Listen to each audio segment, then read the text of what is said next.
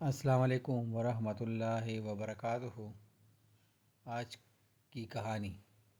ایک دفعہ کا ذکر ہے، ایک بادشاہ کو دو باز تحفے میں ملے۔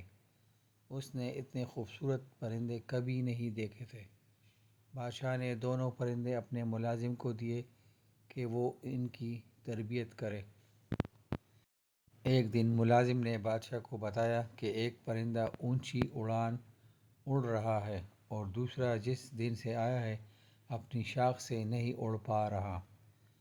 بادشاہ نے مملکت کے تمام معالجوں اور جادوگروں کو طلب کر لیا، لیکن کوئی اس باز کو نہ اڑا سکا۔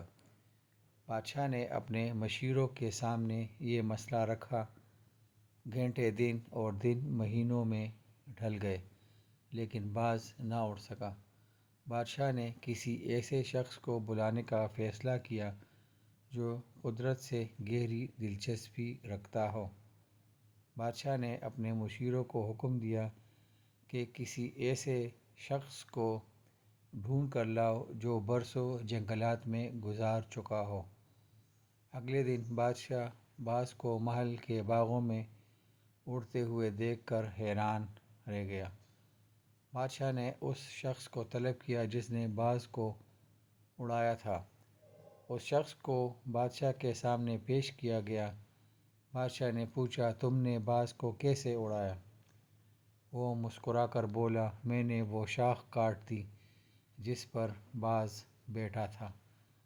آگے بڑھنے کے مواقع بہت ہیں، لیکن ہم آگے بڑھنے کی کوشش نہیں کرتے۔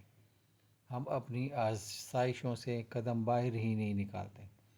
نئی آزمائشیں اور نئے تجربے ہی زندگی میں آگے بڑھنے کی وجہ بنتے ہیں۔ آزمائشوں کا مقابلہ کریں، یہی کامیابی کا واحد راستہ ہے۔